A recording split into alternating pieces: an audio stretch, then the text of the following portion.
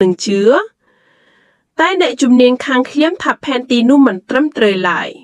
ម៉ាលីនីឆ្លើយតបបងកំពុងស្ដាប់តែម្ខាងទេបងមិនបានបើកចិត្តទទួលយកទស្សនៈផ្សេងទេម្ខាងទេវីរៈមានអារម្មណ៍ថាឈាមក្តៅឡើងដល់មុខគឺម្ខាងអូននឹងហើយដែលមិនព្រមទទួលស្គាល់ការពិតគឺខាងអូនដែលចង់កាន់កាប់អ្វីដែលមិនមែនជារបស់ខ្លួនឈុតឆាកទី3ពាក្យពិតដែលចាក់ទម្លុះបេះដូងពាក្យសម្ដីកាន់តែឆាប់ឡើងកម្រិតក្តៅគគុំជាតិនិយមបានគ្របដណ្ដប់សេចក្តីស្រឡាញ់នៅក្នុងសេចក្តីខឹងនោះវីរៈបានសរសេរពាក្យមួយឃ្លាដែលគាត់នឹងស្ដាយចិត្តអស់មួយជីវិតវាមិនមែនជាការវាយប្រហារលើទស្សនៈនយោបាយរបស់ម៉ាលីនីទេប៉ុន្តែវាចូលចិត្តបេះដូងនាងដោយផ្ទាល់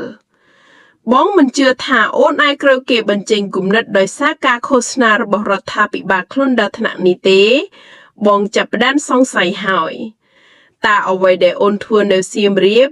គឺជាការសម្ដែងដើម្បីឲ្យបងស្រឡាញ់មែនឬនៅបញ្ចប់ខាងម្ខាងនៃអេក្រង់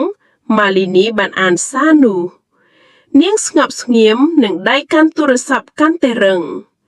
នាងអានវាឡើងវិញនិងឡើងវិញដូចមិនជឿភ្នែកខ្លួនឯងទឹកភ្នែកបានហូរចូលយ៉ាងស្វ័យប្រវត្តិ